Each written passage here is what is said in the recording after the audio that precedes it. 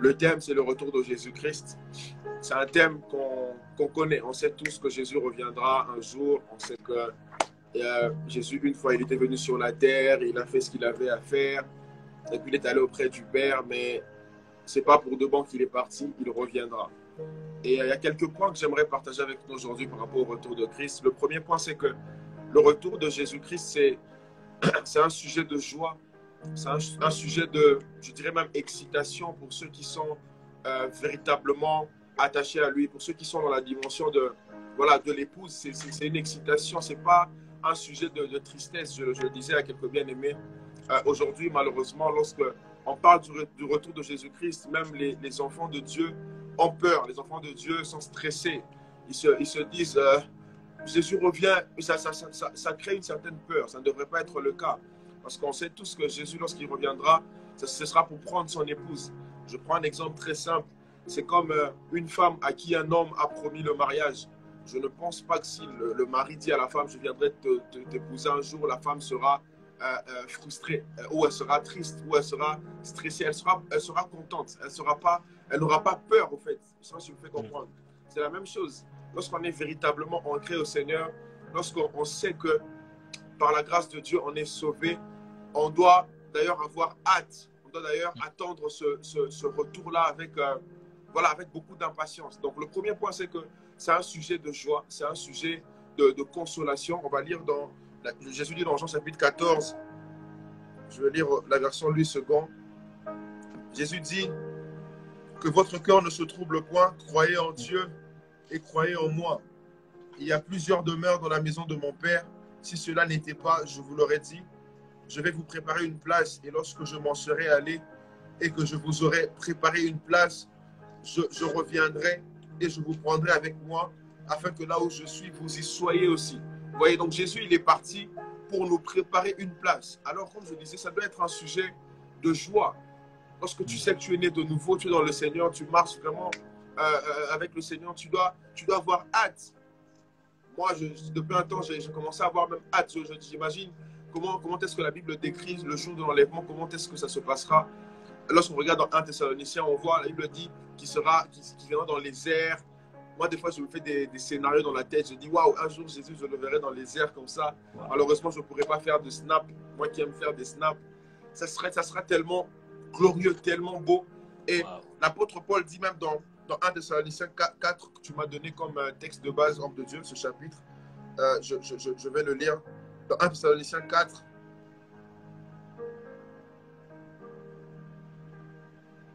En Thessaloniciens 4, quelque part, l'apôtre Paul est en train de dire, il dit, voilà, après avoir décrit tout ce qui va se passer à l'avènement du Fils de l'homme, à la fin, je prends juste le verset 18, il dit, consolez-vous donc les uns les autres par ces paroles. Donc le retour de Christ, c'est aussi un sujet de consolation pour tous ceux qui sont véritablement ancrés en lui. C'est un sujet de consolation, un sujet de joie, comme j'ai dit. Je donne l'illustration d'une femme à qui on a promis le mariage. Elle a hâte que son mari vienne la prendre. Et deuxièmement, j'aimerais dire une chose, c'est que par rapport à l'enlèvement, on a une mauvaise perception. Bon, tout le monde dit souvent que tout le monde aime dire que tous les humains sur la terre vont mourir un jour. C'est pas vrai. On aime souvent dire que tout le monde mourra. C'est faux, parce que la Bible dit, j'aimerais qu'on le lise, toujours dans 1 Thessaloniciens 4, il dit, ensuite, nous les vivants qui serons restés, nous serons tous ensemble enlevés avec eux sur des nuées à la rencontre du Seigneur dans les airs, et ainsi nous serons toujours avec le Seigneur. Je vais prendre aussi 1 Corinthiens 15. 1 Corinthiens 15, 51-52. La Bible dit ceci, je lis au nom du Seigneur, version Louis II. La Bible dit, voici, je vous dis un mystère, nous ne mourrons pas tous, mais tous nous serons changés. En un instant, en un clin d'œil, à la dernière trompette, la trompette sonnera et les morts ressusciteront incorruptibles et nous serons changés. Vous voyez, c'est qu'il y aura des gens qui seront vivants pendant le temps de l'enlèvement. Bon, j'aimerais que ce soit mon cas, que je vive ça comme ça, sans mourir, mais bon, Dieu reste souverain, lui seul sait. Mais il y aura des gens qui seront vivants. Donc tout le monde ne mourra pas. Et c'est un événement que tout le monde verra. Que tu sois païen, bouddhiste, athée, musulman, chrétien, qui que ce soit, verra cet événement-là. Donc ça, c'est le deuxième point. Il faut qu'on retienne que c'est un événement que tout le monde verra et il y aura les vivants comme les morts, physiquement. Donc ce n'est pas un événement que seuls les chrétiens verront. Non, tout le monde sera témoin de cet événement. Voilà pourquoi ce jour-là, personne ne dira moi, je n'avais pas entendu parler de Jésus, je ne connais pas ces choses. On n'aura pas le temps de dire ces choses, frères et sœurs. Parce que tout le monde, aujourd'hui, j'ose croire que l'évangile est en train de se répandre dans tous les coins du monde, petit à petit. Donc, d'une manière ou d'une autre, les gens ont déjà accès à l'évangile. Et il y a des gens qui refusent simplement d'y croire, qui refusent d'accepter Jésus comme Seigneur et Sauveur. Et c'est bien dommage que ces gens n'acceptent pas le message du salut. Et troisième point que j'aimerais partager avec nous, c'est un événement qui sera brusque. On n'aura même pas le temps de se repentir. Et la Bible dit, en un instant, en un clin d'œil. Je ne sais pas si quelqu'un ici sait combien dure son clin d'œil lorsqu'il le fait.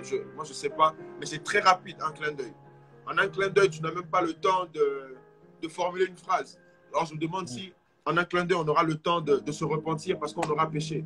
Ce sera tellement brusque qu'on ne va même pas s'y attendre. Et la Bible dit même que ça se passera comme au temps de Noé. Au temps de Noé, avant le déluge, les gens fêtaient, les gens mangeaient, les gens se mariaient, les gens vaquaient à leurs occupations et ils ne savaient pas ce qui allait arriver. Et c'est la même chose. Et la Bible donne un détail très important. La Bible dit qu'il viendra comme un voleur pendant la nuit. Pourquoi la Bible utilise le mot voleur et la nuit? C'est que le mot voleur, c'est simplement pour illustrer que Jésus reviendra sans avertir. Un voleur n'avertit pas lorsqu'il vient. C'est pourquoi la Bible parle de voleur. Ce n'est pas que Jésus est un voleur. Hein. La Bible prend seulement l'image d'un voleur parce qu'il ne va pas avertir quand est-ce qu'il reviendra. Et la Bible parle de la nuit. Pourquoi la nuit? Parce que la nuit, c'est un temps où les gens dorment. D'une certaine manière, on est inconscient de ce qui se passe autour. Et spirituellement parlant, la nuit, c'est aussi un temps où le péché aura atteint un certain niveau. La distraction aura atteint un certain niveau. C'est ça aussi la nuit. Parce que la Bible pourrait dire il viendra simplement comme un voleur. Mais la Bible donne le détail de la nuit pour nous faire comprendre que la nuit, c'est vraiment un temps où on n'est pas conscient de ce qui se passe autour. D'une certaine manière, on est distrait. C'est pourquoi il est vraiment important, frères et sœurs. Je sais que c'est un message qu'on entend tous les jours, quasiment, dans nos assemblées. Mais on doit toujours revenir sur ça pour comprendre que ce n'est pas un événement à prendre à la légère. Ce n'est pas un sujet qu'on doit négliger. C'est un sujet, un thème qu'on doit vraiment prendre très au sérieux. Moi, je trouve bien dommage qu'aujourd'hui, on vive comme si on maîtrisait le temps, comme si on savait à quel moment on allait mourir, comme si on savait à quel moment Jésus allait revenir. Il y a une chanson au Congo, il y a un frère au Congo qui a chanté, il dit, même si Jésus ne revient pas aujourd'hui, sache que la mort existe. Et quand on parle de ça, ça a l'air de faire peur aux gens, mais ce n'est pas pour faire peur, parce que nous tous ici, on sait qu'à un moment donné, on peut quitter la terre, et on ne sait pas quand, vous voyez. Alors, j'aimerais nous interpeller ce soir ou cette nuit pour les autres. Soyons vraiment prudents. La vie sur cette terre, elle est vraiment courte. Je ne suis pas le mieux placé pour vous le dire, parce que je sais que nous tous ici, nous en sommes conscients. On n'a pas besoin d'être prophète pour savoir que la vie, elle est très courte sur la terre. On peut voir tous les jours combien même les petits-enfants de 2 ans, 3 ans meurent. Même les enfants de 5 ans, ils meurent. Alors, si toi et moi, nous avons 20 ans, 18 ans, 19 ans, je ne pense pas qu'on est aussi jeune que ça pour quitter la terre. Alors, frères et sœurs, retenons que ce sera vraiment un événement très brusque, inattendu. On sait que ça arrivera, mais on ne sait pas à quel moment ça va arriver. Alors, on doit vraiment se préparer. On doit se préparer. C'est quoi se préparer? C'est mener une vie conforme au Seigneur, être né de nouveau d'abord. Parce que, je vais ouvrir une parenthèse, les bonnes œuvres ne suffisent pas pour sauver. Les bonnes œuvres qui comptent sont les bonnes œuvres qui sont en Christ. Mais si tu dis que voilà, je ne suis pas né de nouveau, je fais de bonnes choses, je n'insulte pas les gens, je suis désolé de t'annoncer que sans Christ, toutes ces bonnes œuvres ne compteront pas. Tu ne seras pas sauvé. Alors, il est vraiment important de naître de nouveau. C'est quoi naître de nouveau? Il y a Jean 3 qu'on connaît, ce chapitre-là. Nicodème, qui était docteur de la loi, il parlait avec Jésus. J'imagine, étant docteur de la loi, il était censé connaître beaucoup de choses par rapport aux Écritures. Mais il a eu l'humilité de poser la question à Jésus, que faut-il faire pour être sauvé? Jésus lui dit, il faut naître de nouveau, il faut naître d'eau et d'esprit. Il demande à Jésus, alors on doit encore retourner dans le ventre de nos mères pour naître. Jésus dit, non, c'est pas ça, c'est pas de cette naissance-là que je parle. Il faut naître d'esprit, naître de nouveau par naître d'eau et d'esprit. C'est simplement accepter Jésus comme son Seigneur et Sauveur. Ce n'est pas, il n'y a pas de grande cérémonie à faire. Tu as juste à accepter Jésus. Tu entends parler de lui aujourd'hui, n'endurcis pas ton cœur, accepte-le simplement. Tu dis, Seigneur Jésus, j'entends parler de toi et j'ai appris que tu sauves et je veux que tu me sauves aussi. Je te garantis qu'il va le faire. Vous savez, dernièrement, j'avais fait un post où je parlais de... le titre, c'était « Je suis né enfant de Dieu ». Ouais, c'est ça. Plusieurs personnes aiment dire « Moi, je suis né chrétien, je suis né enfant de Dieu depuis toujours ». Mais c'est faux. On ne naît pas enfant de Dieu, on devient enfant de Dieu. Jean chapitre 1, verset 12 nous le dit, à tous ceux qui l'ont reçu, à tous ceux qui croient en son nom, elle leur a donné le pouvoir, la parole, de devenir enfant de Dieu. Donc, il faut recevoir pour devenir enfant de Dieu. Tant que tu ne reçois pas Christ dans ta vie, tu n'es pas enfant de Dieu. Ce n'est pas un message pour condamner, parce que la Bible dit que Dieu n'a pas envoyé son Fils pour condamner ou juger, mais il a envoyé son Fils afin que le monde soit sauvé par lui. C'est un message assez simple, hein? Ce n'est pas un message compliqué. On n'a pas besoin de plusieurs cérémonies pour parler de ça. C'est un message tellement beau, c'est un message d'amour.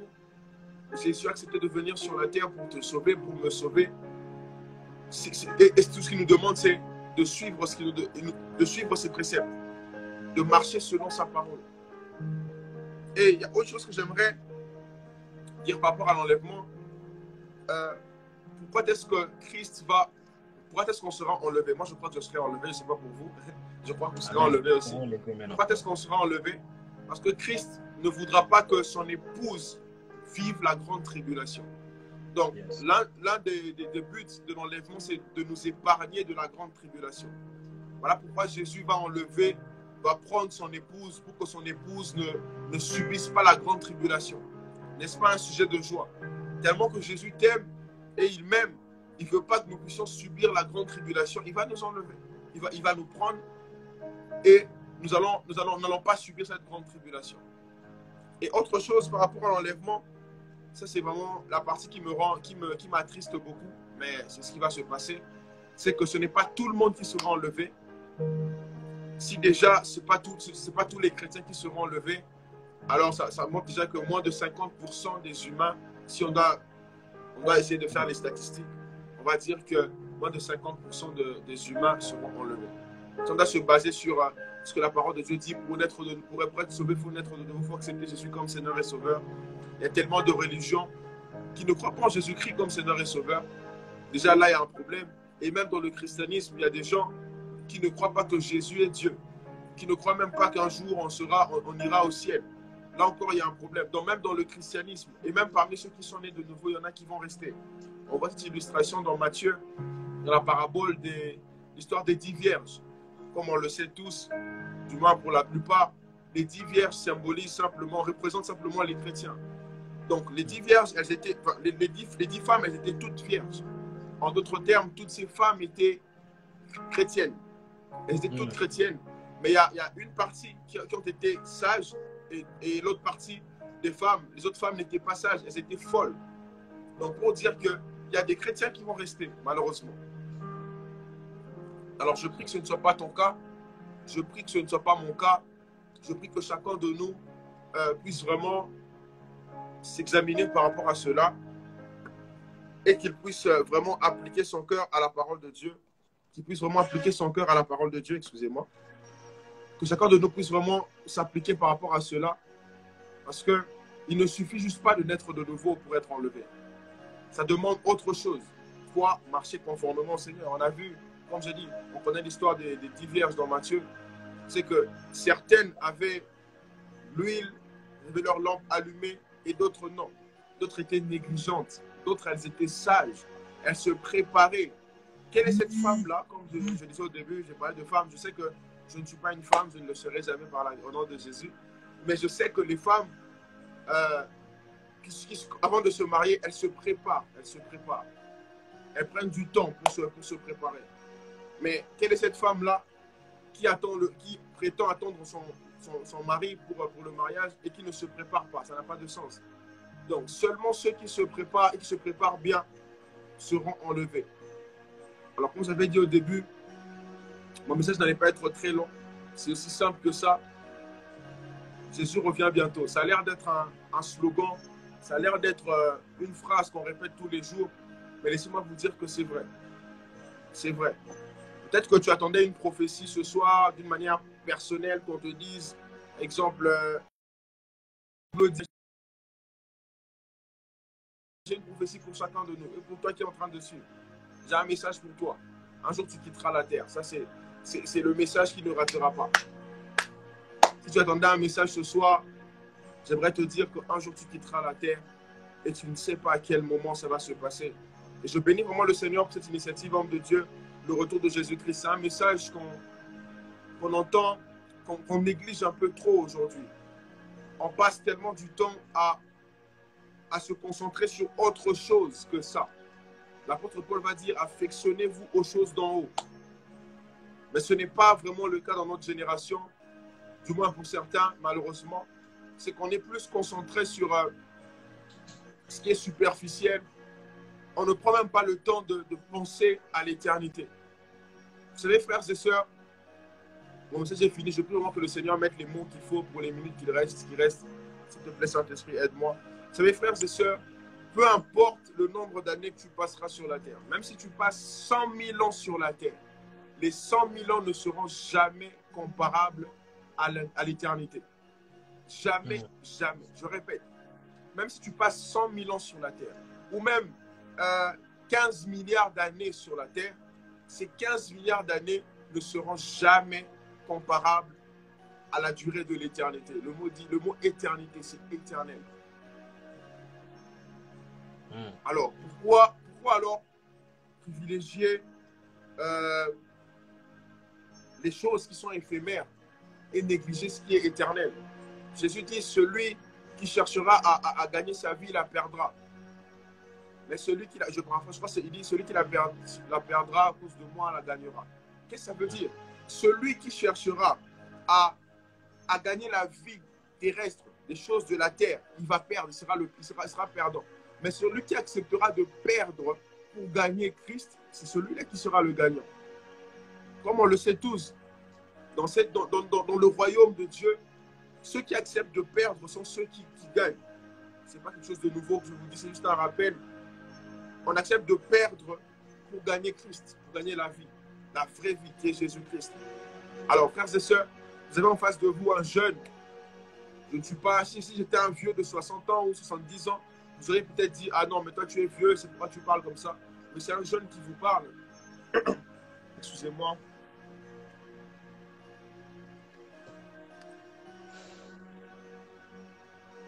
Excusez-moi, ma voix elle est partie depuis quelques jours. C'est un jeune qui vous parle et c'est un message pour nous encourager vraiment à penser à l'éternité. Prenons un temps. C'est-à-dire ce soir, j'aimerais que quelqu'un reste dans sa chambre. L'apôtre Paul dit, examinez-vous. C'est-à-dire que chacun se remette en cause. Devant l'église, tout le monde peut chanter, danser. Ohé, ohé, tu es tout ce qui compte. On peut chanter ça à l'église, on peut prophétiser, sauter, faire tout ce qu'on fait à l'église. Mais que chacun de nous s'examine. Est-ce que je suis vraiment, ma vie, elle est vraiment conforme au Seigneur? Homme de Dieu, notre génération, mine de rien, même servir Dieu devient une distraction. C'est que, ouais. je veux dire une chose, hein, entre guillemets, je préfère aller en enfer, non pas pour moi, non, au nom de Jésus. Je préfère que quelqu'un aille en enfer parce qu'il n'a pas accepté Jésus-Christ comme Seigneur et Sauveur, parce qu'il n'a pas servi Dieu, que d'aller en enfer après avoir servi à l'église. Wow. Pourquoi je dis ça? Ça doit être pénible, frères et sœurs. Jésus dit, il y en a qui diront, On a chassé les démons en ton nom. Vous savez, il y a 2-3 ans, je crois, le Saint-Esprit m'a enseigné une chose sur ce passage où il dit, il y en a qui diront, on a chassé les démons en ton nom, on a servi en ton nom. J'ajoute, on a fait des lives en ton nom, on a évangélisé dans les métros en ton nom, on a fait ceci en ton nom. C'est comme quelqu'un qui vend, oh de Dieu, des gens qui vendent les maillots des joueurs de foot, ceux qui vendent les maillots de Messi. Est-ce que Messi connaît tous ces vendeurs-là? Non, non. Ils vendent le maillot de Messi, hein. Mais Messi ne les connaît même pas. Ou de LeBron James. Il ne connaît même pas ces gens. Mais ils parlent de Messi, ils vont amener les maillots, ils vont vendre. Mais Messi ne les connaît pas. C'est la même chose. Il y en a qui vont servir. Je prie que ce ne soit pas ton cas, ni mon cas. On va servir. Tu vas servir et puis Jésus te dit, je ne t'ai jamais connu. Ça doit faire mal, n'est-ce pas?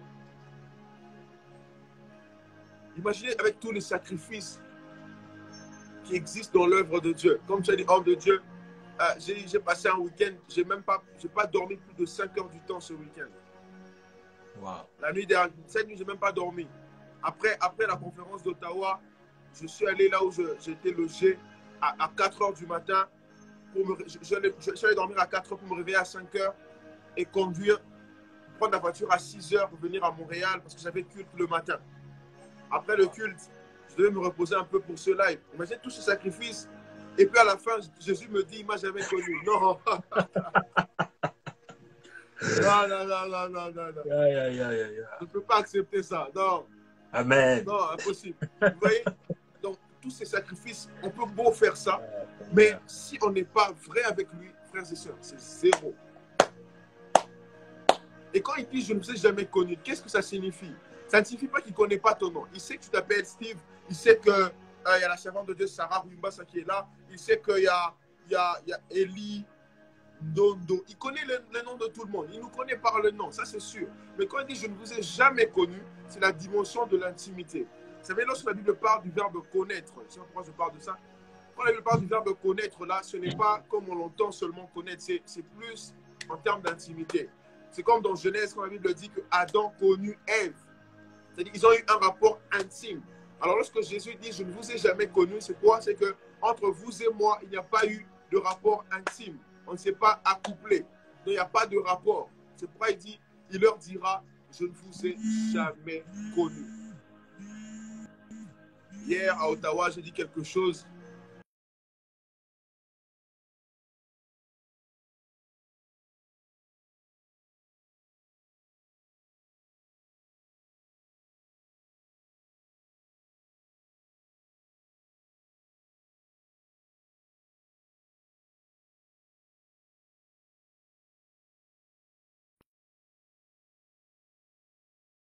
De moi si je dis que je suis chrétien. Qu'est-ce que les amis, ils vont m'abandonner, ils vont me rejeter. Frères et sœurs, on ne vit pas pour les amis.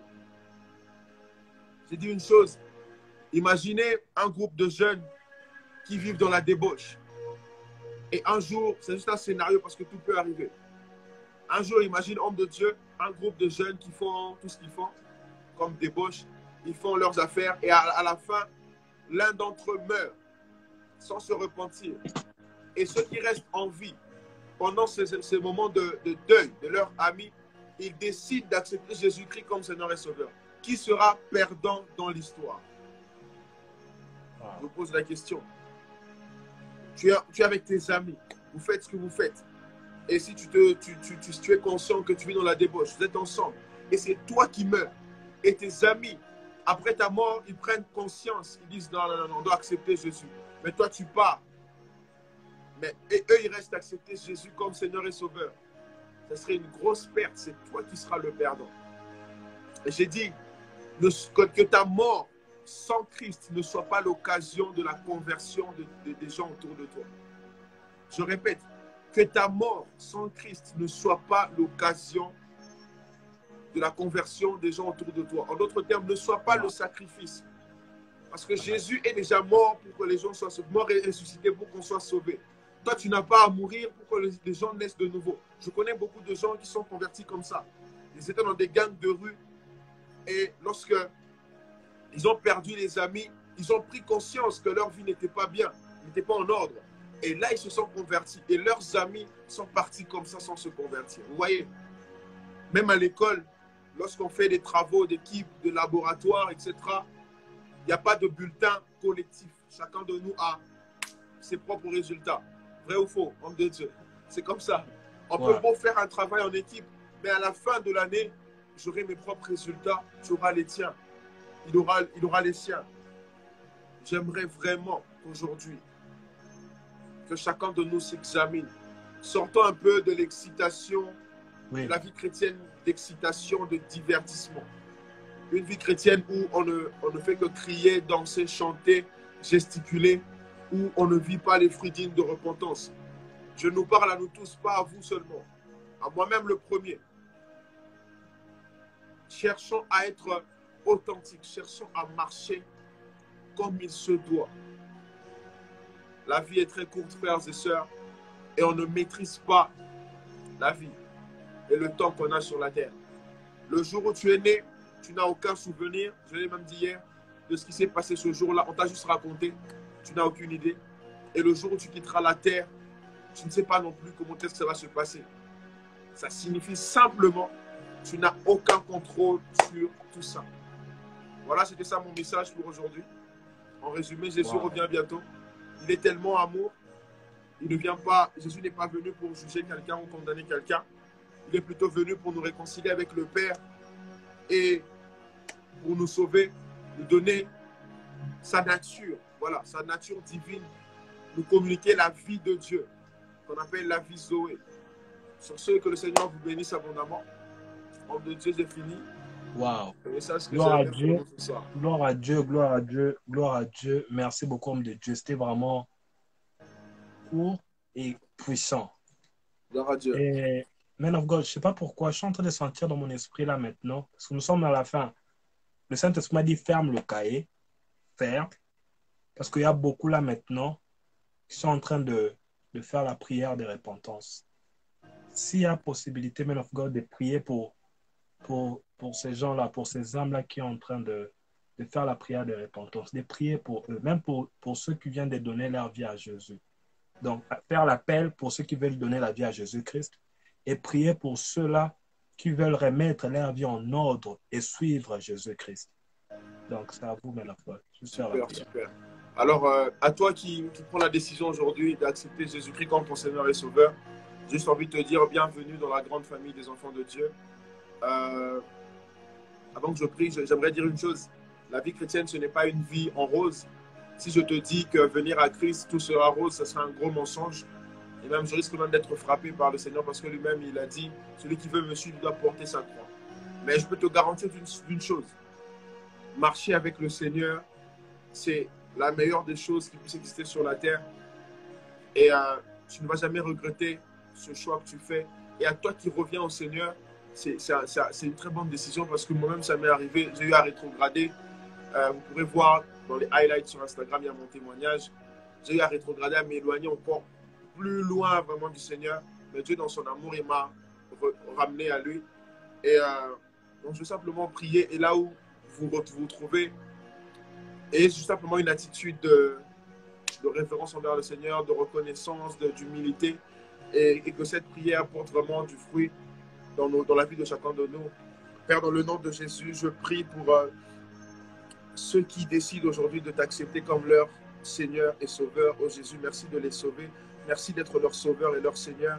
Et pour ceux qui renouvellent leur alliance avec toi, Père, dans le nom de Jésus, je prie que tu fasses du bien à chacun et que chacun soit véritablement cette lumière qui va impacter dans sa génération et que chacun puisse vraiment porter les fruits dignes de repentance tous les jours de sa vie, que le diable ne vienne pas voler cette bonne semence qui a été plantée et que cette parole que nous avons écoutée, entendue ce soir, porte du fruit dans la vie de chacun. Je te rends grâce pour la vie de toutes ces personnes connectées ce soir. Merci pour nous tous. Merci parce que ce soir, nous sortons avec quelque chose de nouveau. Nous avons appris encore une fois que Seigneur, tu reviendras et nous croyons de tout cœur que nous serons enlevés. Nous ne raterons pas l'enlèvement et nous aurons ce privilège, cette grâce d'être à tes côtés après notre pèlerinage sur la terre. Père, encore une fois, merci pour cela. Je bénis la vie de chacun de nous Et je prie vraiment que cette parole porte du fruit et que nos vies ne soient plus jamais les mêmes. Au nom de Jésus. Amen. Amen. Merci beaucoup, homme de Dieu. Est-ce qu'on peut applaudir pour ceux qui viennent de donner leur vie à Jésus? Est-ce qu'on peut applaudir pour ça? Surtout derrière ça, le but de la conférence, qu'une âme soit sauvée. Qu'une âme soit sauvée. Man of God, merci beaucoup. Tu nous as tellement bénis. Et je crois fortement au retour de Jésus. Je sais qu'il revient bientôt. Nous devons être prêts pour ça, pour le retour de Christ. Et Man of God, vous êtes une bénédiction pour nous, une bénédiction pour le Canada, une bénédiction pour le corps du Christ. Vous êtes vraiment une bénédiction pour le corps du Christ. Les amis, on s'arrête là. C'était ça notre Mike et l'homme de Dieu n'a pas. Il a vraiment, waouh. Il était vraiment inspiré par le Saint-Esprit. Et nous nous arrêtons là pour aujourd'hui. Si Dieu veut, nous allons encore faire la conférence, mais pas maintenant. Si Dieu le veut, homme de Dieu sait que moi, le live, je ne suis pas chaud à ça. Donc, Vraiment. ça sera maintenant trop d'ailleurs. On doit gagner des âmes, on doit évangéliser, on doit vraiment faire tout pour Christ parce qu'il revient tellement bientôt. Man of God, Roy, que Dieu t'utilise encore puissamment, qu'il t'amène encore plus loin. Oh my God. C'est que je t'avais dit dans l'appel, qu'il te bénisse encore, qu'il t'envoie une personne qu'il faut. Une personne qu'il faut, man of God. Une personne qu'il faut. Et que cette soif-là augmente encore. Cette soif pour des âmes augmente encore. Et que tu serves Dieu en vérité. C'est ça, en vérité. God, man of God, on se voit. Merci beaucoup pour votre présence pendant ces 3 jours de notre conférence et que le Saint-Esprit maintenant rallume cette flamme de feu et que nous marchons dans la vérité. Man of God, j'aimerais ajouter une chose rapidement. Pour ceux qui ont fait cette prière-là, n'hésitez pas à contacter l'homme de Dieu sur Instagram, il est juste là. Contactez-le si vous avez besoin de... Voilà. Vous savez, quand on est de nouveau, c'est comme un bébé. Un bébé, il a besoin d'être encadré, d'être éduqué. On ne peut pas laisser un bébé qui naît comme ça y est, il est né, on le laisse comme ça. Il faut le suivre et tout ça. Et où que vous soyez, soyez libre, contactez. Et par la grâce de Dieu, on vous trouvera. Si vous n'avez pas d'église locale, on pourra vous mettre en contact avec des bien-aimés qui servent vraiment Dieu dans la vérité. Et vous serez entre de bonnes mains. Alors, n'hésitez vraiment pas. Contactez, écrivez à l'homme de Dieu. Vous avez un témoignage, vous avez une question, peu importe, écrivez-lui. Et le Seigneur sait ce qu'il a réservé pour chacun. Merci beaucoup, homme de Dieu. Merci beaucoup, on s'appelle. Donc, que Dieu te bénisse abondamment. On se voit. Bye bye. Bye bye. Bye bye à tous.